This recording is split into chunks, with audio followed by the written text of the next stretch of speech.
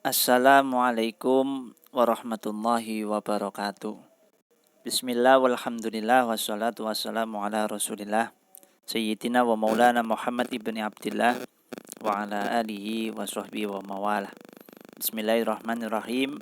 Rabbi israh li sadri wa yassir li amri wahlul 'uqdatam min lisani yafqahu qawli. Wahai anak-anakku kelas 8 Tsanawiyah, pada kesempatan kali ini saya akan menyampaikan materi hadis kitab. Jadi selama 1 tahun di kelas 8 kalian akan belajar dengan saya materinya hadis kitab. Kitabnya pakai kitab yang berjudul Riyadhus Shalihin. Kitab ini akan dikaji selama 2 tahun. Di kelas 8 dan juga di kelas 9. Durasi waktunya 1 jam dalam seminggu. Kitab ini cukup tebal, oleh karena itu nggak memungkinkan bila mana kitab ini khatam semuanya. Karena itu pada setiap kali pertemuan akan saya fotokan materi-materi yang akan kita bahas. Dan alangkah baiknya, selayaknya, dan juga saya anjurkan kepada kalian semuanya untuk menulis ulang setiap materi, screenshot, foto yang saya upload di Google Classroom. Jadi kalian tulis ulang. Ada yang bertanya kepada saya, Pak, saya sudah punya buku atau sudah punya kitab, apakah masih harus menulis lagi? Saya jawab, iya, ditulis ulang. Semuanya, Pak, iya.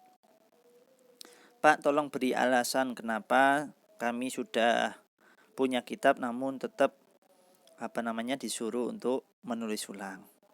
Alasannya saya simpel. Yang pertama, biar kalian terlatih menulis dengan tulisan yang bagus, baik, benar, dan juga teliti. Mengapa? Rata-rata seusia kalian tulisannya belumlah bagus. Ada juga sih yang bagus, namun kebanyakan kurang bagus. Oleh karena itu, supaya kalian tulisannya itu bagus, kalian semuanya juga masih muda, tangannya masih lentur, kalian bisa pergunakan itu untuk menulis, memperbaiki tulisan-tulisan yang kurang bagus. Yang kedua, ketika kalian tulis ulang di buku catatan kalian, itu jarak antara satu kalimat atas dengan kalimat bawah dengan kalimat bawahnya itu lebih renggang. Dan bisa kalian sesuaikan dengan cara kalian maknani. Kalau maknani ini gede-gede, berarti renggangnya ya gede-gede. Kalau kalian bisa maknani dengan tulisan kecil, maka renggangnya diperkecil. Sedangkan kalau dalam kitab itu sudah paten. Sehingga apa yang terjadi? Banyak anak-anak yang tertinggal maknanya atau kadangkala maknani, namun ketika disuruh dia membaca, dia sendiri nggak bisa membaca tulisannya sendiri. Itulah mengapa saya suruh kalian untuk menulis ulang. Pada pertemuan pertama, di situ sudah saya uploadkan screenshot materi pada babul ikhlas. Ada 2 hadis yang harus kalian tulis dalam buku kalian, dan melalui rekaman ini akan saya maknani, akan saya jelaskan. Kalian yang mendengarkan tinggal memberikan makna, mendengarkan, mencatat, bila mana ada yang penting ya ditambahi catatannya, supaya kita semuanya diberikan ilmu yang barokah oleh Allah Subhanahu wa ta'ala. Yang berikutnya, pada kelas 8 ini kita tidak memahami atau tidak mempelajari seluruh atau setengah kitab, enggak. Namun diambilkan dua hadis yang akan kita bahas, yang akan kita pelajari. Dan dua hadis atau tiga hadis dalam setiap bab itu nanti akan saya sampaikan, yang mana itu atas usaha ikhtiar mencari hadis-hadis yang mudah kalian ingat, dan hadis itu berkaitan dengan kehidupan kalian suatu saat nanti. Harapannya adalah kalian belajar hadis ini, ingat hadisnya, ngerti artinya, paham isinya, sehingga dalam kehidupan kalian bisa mengamalkan itu semuanya. Karena hadis itu adalah aqwalun, dawuh-dawuh Kanjeng Nabi, af'alun, tindak tanduke prilakune Kanjeng Nabi, sunnah kebiasaannya Kanjeng Nabi, maupun yang lainnya yang dilakukan oleh Kanjeng Nabi Muhammad Sallallahu Alaihi Wasallam. Jadi dawuh-dawuh Kanjeng Nabi yang akan kita pelajari, perilakunya Kanjeng Nabi. Oleh karena itu, ayo diniati belajar Riyadhus Shalihin ini, belajar perilakunya sifatnya Kanjeng Nabi, dan ayo belajar Riyadhus Shalihin diniati niat nyedek nenggone Kanjeng Nabi. Semoga niatan kita diijabah oleh Allah dan kita semuanya menjadi umat Kanjeng Nabi, sing dikenal Kanjeng Nabi, sing cedak kalian Kanjeng Nabi. Allahumma amin. Baik anak-anakku, kalian pastinya sudah menuliskan ya hadis-hadis yang saya fotokan dan saya upload itu. Pada kesempatan kali ini akan saya bacakan maknanya. Namun sebelum saya bacakan maknanya, sedikit saya tambahi sebuah keterangan bahwa kitab Riyadhus Shalihin ini dikarang oleh seorang yang bernama Abu Zakaria bin Yahya bin Syaraf An-Nawawi Ad-Dimashqi. Jadi pengarang daripada kitab Riyadhus Shalihin ini adalah Abu Zakaria bin Yahya bin Syaraf An-Nawawi Ad-Dimashqi, yakni tahun 631 sampai 676 Hijriah. Beliau lebih dikenal dengan nama Imam An-Nawawi. Jadi Imam Nawawi itu ada Imam An-Nawawi Banten, ada Imam Nawawi pengarang kitab Riyadhus Shalihin. Beliau memiliki sejumlah karya yang sangat banyak. Di antara karya-karya beliau yang paling terkenal dan tersebar di semua kalangan adalah kitab yang sedang kita kaji, yakni kitab Riyadhus Shalihin. Kitab ini memiliki keistimewaan karena terdapat berbagai hadis-hadis Nabi Muhammad SAW yang diambilkan dari kitab-kitab hadis sahih dari Imam Bukhari, Muslim, Dawud, Tirmidzi, Nasai, dan lain sebagainya. Karena itu kitab yang berjudul Riyadhus Shalihin dapat menjadi rujukan dan nasihat, dapat menjadi permata bagi yang menerima nasihat, dapat menjadi pelita bagi orang yang mengambil petunjuk, dan taman orang-orang soleh.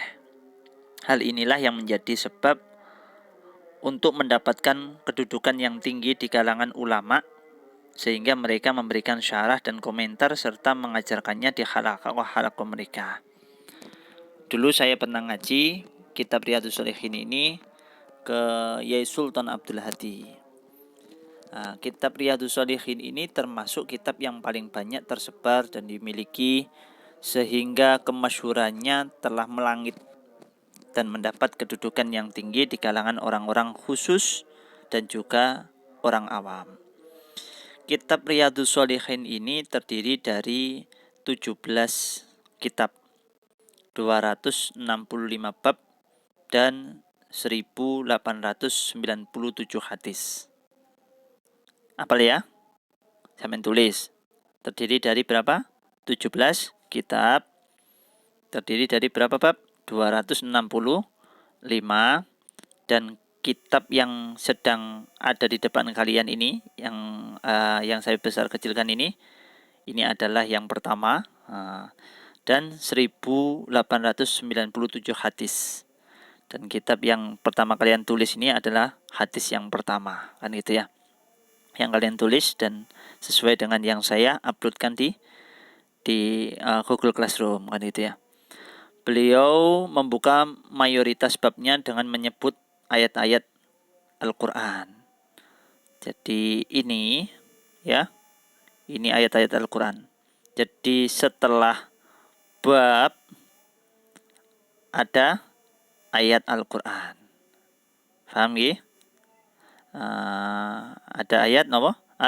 Al-Quran. Jadi babin dhisik di babe nggih. Ada babnya ini. Kemudian apa? Kemudian di bawahnya dimulai dengan ada ayat Al-Qur'annya. Makanya di situ itu ayat yang menerangkan bab tentang ikhlas.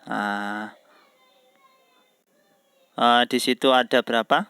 3. Namun tidak hanya 3 ayat yang menjelaskan ikhlas, tapi banyak. Itu hanya sekedar sedikit saja agar supaya kalian mengingatnya. Jadi harap diingat ya, difahami. Kemudian lalu membuat tertib dan bab yang saling berhubungan sehingga kitab ini bisa mengalahkan kitab-kitab yang serupa dengannya. Seperti diketahui dalam kitab ini, Imam Nawawi menyusun urutan hadis berdasarkan topik pembahasan yang telah ditentukan berdasarkan pembagian bab per bab, topik per topik. Hadis-hadis Rasulullah dikelompokkan ke dalam bab-bab berdasarkan tema utama. Misalnya ini yang kita bahas sekarang ini ya, ini bab berkaitan dengan ikhlas. Setelah itu bab-bab yang lain. Baik, selanjutnya kitab Riyadhus Shalihin ini tersusun dari muqaddimah, kitab Al-Muqaddimah ya, kitab Al-Adab dan lain sebagainya. Itu berkaitan dengan kitab Riyadhus Shalihin. Baik, kita akan maknani yang kalian tulis ini semuanya ya. Kita maknani semuanya. Silahkan kalian maknani di buku kalian masing-masing. Bismillahirrahmanirrahim. Rabbi shrah li sadri wa yassir li amri wahlul 'uqdatam min lisani yafqahu qawli. Bismillahirrahmanirrahim. Babul ikhlasi. Ai hadza tegesi utawi iki iku babul ikhlasi, bab kang jelasake ikhlas. Wa ikhdarin niyati, lan menghadirkan niat. Fi jami'il a'mali, ing dalam sekabehane pira-pira amal. Wal aqwali, lan pira-pira dawuh. Al barizati, kang pertelo. Wal khafiyati, lan kang samar. Bab ini menjelaskan tentang ikhlas dan menghadirkan niat dalam segala perbuatan, ucapan, dalam keadaan nyata, terlihat, nampak, wal khafiyati, dan dalam keadaan samar. Berkaitan dengan bab ikhlas dan menjelaskan tentang niat, Imam Abu Zakaria atau Imam Nawawi mengawali dengan ayat Al-Quran sebagai pondasi utamanya. Di situ disebutkan ada beberapa ayat yang menjelaskan tentang materi bab ini. Yang pertama di situ ada firman Allah yang berbunyi wa ma umiru illa liya'budullaha mukhlishina lahuddin khunafa'a wa yuqimus sholata wa yu'tuz zakata wa dzalika dinul qayyimah. Surat Al-Bayyinah ayat 5. yang artinya Allah Subhanahu wa taala berfirman, dan tidaklah mereka itu diperintahkan melainkan supaya sama-sama menyembah Allah dengan tulus ikhlas, menjalankan agama untuknya semata-mata, berdiri lurus dan menegakkan sholat serta menunaikan zakat, dan yang demikian itulah agama yang benar. Firman Allah yang kedua, Lang tanalul birra hatta tunfiqu mimma tuhibbun. Dalam surat Ali Imran ayat 92. Ayat Allah lagi yang berbunyi, lan layyanallaha luhumuha wala dima'uha wala kiyanaluhut taqwa minkum. Surat Al-Had ayat 37. Kemudian firman Allah lagi, Qul in tukhfu ma fi sudurikum aw tubduhu ya'lamhullah. Dalam surat Ali Imran. Kemudian setelah ayat Al-Quran, beliau memulai hadis pertama. Hadis pertama ini membahas tentang pentingnya niat. Hadis ini diriwayatkan dari Amirul Mukminin Abi Hafs Umar bin Khattab. Bismillahirrahmanirrahim.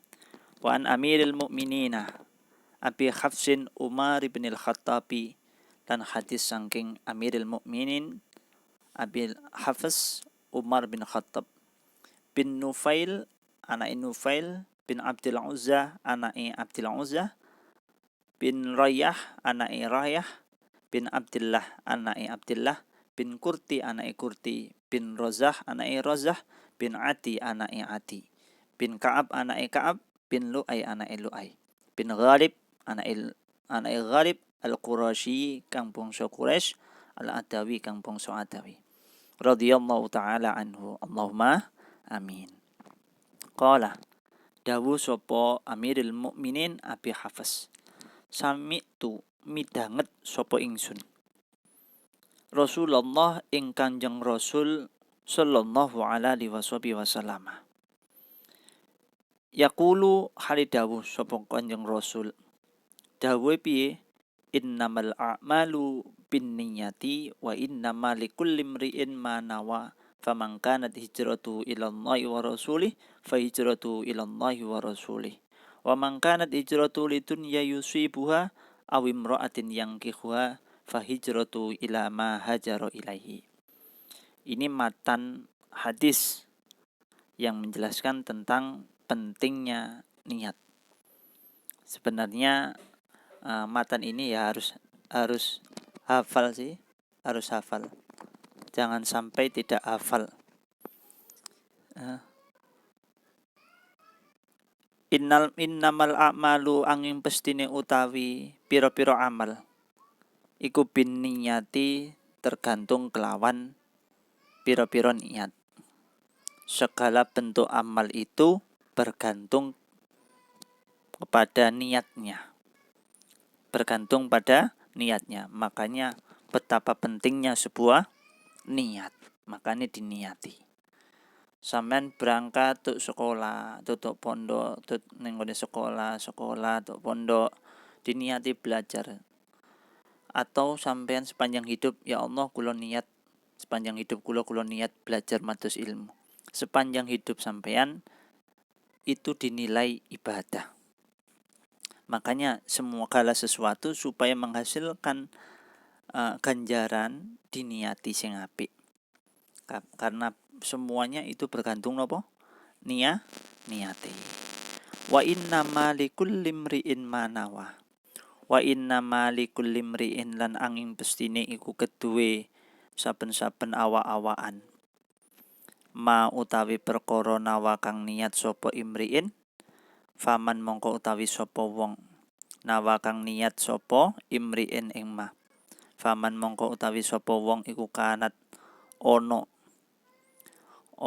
apa nawa faman mongko utawi sapane wong iku kanat ono apa hijratuhu hijraiman iku ilallahi dumateng Allah wa rasulihi lan utusane Allah, fa hijratuhu mongko utawi hijraiman iku ilallahi tumeka maring Allah wa rusulihi lan utusane Allah. Waman utawi sopone wong iku kanat ono sopo man. Wa iku kanat ono opo hijratu hijrah iman iku lidunya krana dunya. Yusibu kang ngenani sopo man ha ing dunya. Awi mroatin utawa wong wadon. Yang kiku kang nikah sopo man ha ing imroah. Fa hijratuhu mongko utawi hijrah iman iku ilama maring barang. Hajaro kang hijrah sopo man ilaihi maring mah. Muttafaqun ala sihhatihi. Muttafaqun den sepakati para ahli hadis ala sihhati ing atase kesahihane hadis. Rawang riwayatake hu ing hadis sapa imamal muhaddisina. Sapa imamal muhaddisina. Imam loro kang ahli hadis. Jadi imam loro sinten mawon, sinten siji rupane Abu Abdillah Muhammad bin Ismail bin Ibrahim bin Mughirah bin Bardizbah al-Ju'fi al-Bukhari, atau yang biasa kita kenal dengan sebutan Imam Bukhari. Itu nama aslinya Imam Bukhari, Abu Abdillah Muhammad bin Ismail bin Ibrahim bin Mughirah bin Bardizbah al-Ju'fi al-Bukhari. Sedangkan yang kedua yaitu nama aslinya Imam Muslim, yaitu siapa? Wa Abul Husain Muslim bin Al-Hajjaj bin Muslim Al-Qushairiyu An-Naisaburiyu. Itu nama daripada Imam Muslim radhiyallahu taala anhuma. Allahumma amin. Radhiya mugi-mugi ngridani sapa Allah anhuma tumateng Bukhari Muslim. Fi kitabihima ing dalam kitabe Bukhari Muslim alladaini kang huma kang utawi kitabihima iku asahhul kutubi luwe afsahe pira-pira kitab al-musannafati kang den anggit atau kang den karang. Itu hadis berkaitan dengan niat. Pentingnya napa? Niat. Jadi segala apapun bergantung kepada niatnya. Kemudian yang sekarang yang kedua, lari langsung ke hadis ke-7. Hadis ke-7 itu bunyinya wa an Abi Hurairah Abdurrahman bin Sakhr. Wa an Abi Hurairah lan hadis den critakake saking Abi Hurairah. Sinten Abi Hurairah niku rupane Abdurrahman bin Sakhr. Abdurrahman bin Sakhr. Jadi nama aslinya Abi Hurairah itu Abdurrahman bin Sakhr radhiyallahu taala anhu. Allahumma amin. Qala dawu sapa Abi Hurairah. Qala wis dawu sapa Rasulullah sallallahu alaihi wasallam. Innallaha sak temene Gusti Allah iku layang turu ora ningali ora mirsani sinten Allah ila ajsamikum maring pira-pira jisim sira kabeh wala ila suwarikum lan Allah mboten mirsani maring pira-pira rupa sira kabeh walakin yang turu lan tetapine Allah ningali ila kulubikum maring pira-pira ati sira kabeh. Rawang riwayatake hu ing hadis sapa Muslimun Imam Muslim. Pada hadis yang ketujuh atau yang kedua dalam pembahasan kita ini menjelaskan tentang letak hal penting, yaitu hati. Hati. Di situ dikatakan sesungguhnya Allah Subhanahu wa taala tidak melihat kepada tubuh kalian semua. Tidak pula Allah melihat bentuk rupa kalian semua. Tetapi Allah melihat kepada hati-hati kalian semua. Makanya hati itu jangan sampai dikotori dengan hal apapun yang menjadikan hati menjadi kotor. meskipun orang lain tidak tahu apa yang ada dan terbesit di dalam hati kita, tapi Allah mirsani, Allah iku weruh. Makanya mari kita jaga hati kita bersihkan hati kita tata hati kita supaya terlihat oleh Allah hati kita adalah hati yang bersih. Wong nopo atine wong suudon atine ketok, wong mencela-mencela jerone ketok diwasi lan boten ketutup lan boten nopo tersembunyi dari Allah Subhanahu wa taala. Apa sing diomongke ning gone jero ati meskipun orang lain tidak tahu, tapi Allah maha tahu. Makanya dijogo atine masing-masing. Itu dua hadis yang kita bahas pada pertemuan pertama.